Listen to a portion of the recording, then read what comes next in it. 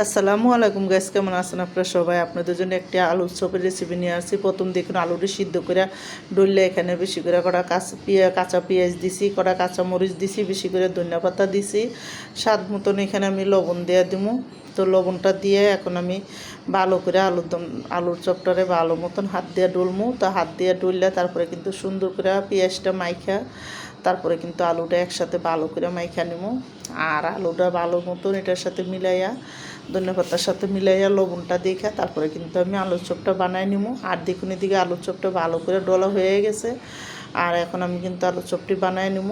তো এদিকে আলুর চপটা ডললে লবণটাও দেখছি ঠিক আছে দেখে তারপরে কিন্তু আমি দেখুন এইভাবে করে আলুর চপের আন্দাজ মতন আলু নিয়ে হাতে করে তারপরে কিন্তু আলুর চপটা বানাই নেবো।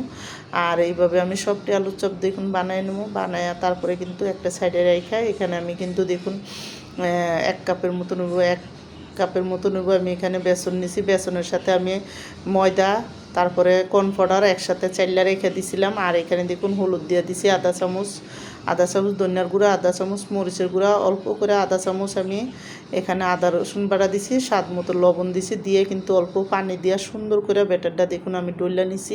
ডইলে আমি অল্প অল্প পানি দিয়ে একবার ভালো করে ব্যাটারটা ফেটটা দিব। আর হাত দিয়ে একবার ভালো মতন ফেটুম যাতে ভালো করে ব্যাটারের ভিতরটা ফম বাবায়া পরে এই জন্য। তো ফেটটা তারপরে আমি কিন্তু এখানে যেটুকু পানি প্রয়োজন আমি ওই আন্দাজে পানিটা দিয়ে দিলাম। আর পানিটা দিয়ে একটা সাইডে এখন আমি রেখে দিব।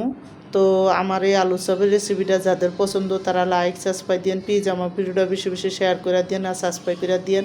আর এইভাবে আলু চপ বানায় দেখেন অনেক ভালো। তো আমি কিন্তু দেখুন এখানে একটু গরম তেল দিয়ে দিছি। আর অল্প একটু আমি এখানে বেকিং সোডা, যেটা সোডা কি বেকিং পাউডার অল্প একটু দিছি আমি, বেশি না দিয়ে কিন্তু সুন্দর করে দেখুন মিলাইয়া তারপরে কিন্তু আমি এখানে তেলটা যখন গরম হয়েছে একটা একটা করে আলু চপ সুন্দর করে চুবাইয়া আমি কিন্তু ব্যাটারের ভিতরে দিছি। আমি কিন্তু আলু চপে ব্যাটার বেশি একটা গাঢ় করি নেই, আমি হালকা ব্যাটার পাতলাটা খাই, গাঢ় বেশি আমার কাছে অতটা ভালো লাগে না।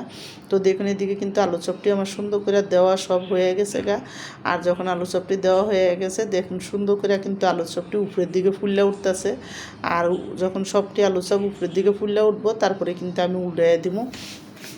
তো দেখুন একটা পিঠ যখন সুন্দর করে লাল লাল হয়ে আলুর চপটি সব উপরে ফুললে উঠছে তেলের উপরে, তারপরে কিন্তু আমি প্রতিটা আলুর চপ দেখুন এখানে সুন্দর করে উল্টাইয়া দেবো। আর উল্টাইয়া ওই পিঠটা ভালো মতন লাল লাল হওয়া পর্যন্ত আমি কিন্তু আলুর চপটি বাজজানো। আর আমি দেখুন সুন্দর একটা লাল লাল কালার আসা পর্যন্ত আলু চপটি বাজজা তারপরে কিন্তু এখন আমি একটা বাটিতে উঠাই নেবো আলু চপটি।